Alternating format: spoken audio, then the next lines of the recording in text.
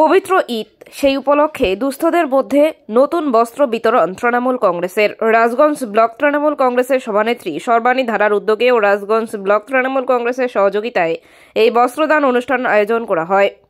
যেখানে এলাকার 2 শতাধিক দুস্থদের মধ্যে নতুন বস্ত্র তুলে দেন বিধায়ক খগেশ্বর রায়। উপস্থিত ছিলেন রাজগঞ্জ ব্লক তৃণমূল কংগ্রেস সভাপতি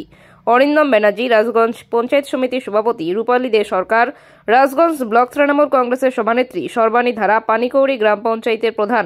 পাপিয়া সরকার, সুখানী গ্রাম পঞ্চায়েতের প্রধান পরিমল রায় সহ অনেকে।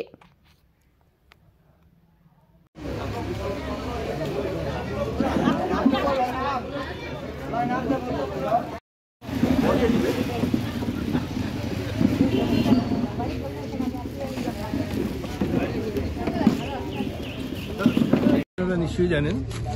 যে আগামীকাল পবিত্র ঈদ। সেই ঈদ উপলক্ষে আমাদের রাজগঞ্জ পঞ্চায়েত সমিতির পক্ষ থেকে এবং আমাদের রাজগঞ্জ পঞ্চায়েত সমিতির 12 নম্বর যে পঞ্চায়েত সমিতির দলনেত্রী সর্বাণী ধারা, তার উদ্যোগে প্রতি বছর ঈদের সময় ও বস্ত্রদান করে। তার উদ্যোগে আজকে এই ফাটাপুকুরে তার বাড়ির সামনে প্রায় 200 জনকে ঈদ উপলক্ষে বস্ত্রদান অনুষ্ঠান করা হবে। এই অনুষ্ঠানে আমাদের মধ্যে উপস্থিত আছেন যার উদ্যোগ সর্বাণী ধারা,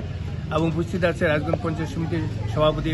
রূপালী দে সরকার, আমাদের ব্লক সভাপতি অরিন্দম ব্যানার্জি, আমাদের প্রাক্তন বর্ষিয়ান তৃণমূল কংগ্রেস নেতা আমাদের মোশাররফ হোসেন থেকে শুরু করে রাজগঞ্জ পঞ্চায়েত সমিতির শিক্ষা কর্মাধ্যক্ষ আমাদের অর্চনা রায় বর্মন, এই অঞ্চলের প্রধান আমাদের পাপিয়া সরকার থেকে শুরু আরও অনেক পঞ্চায়েত সদস্য আছে, আমাদের দীপালি থেকে আরও 2 জন আছে, এবং সংখ্যালঘুর সভাপতি ফিরদৌস রহমান, আমাদের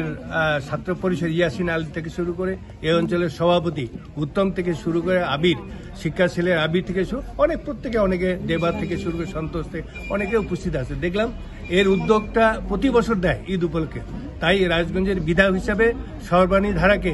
সহস্র সহস্র ধন্যবাদ জানাই যে প্রতি বছর যে পবিত্র রমজান উপলক্ষে ঈদের উপলক্ষে যে এই এলাকার দুস্থ মানুষদের যে বস্ত্রদান অনুষ্ঠান, তার জন্য রাজগঞ্জের বিধায়ক হিসাবে তাকে সহস্র সহস্র ধন্যবাদ।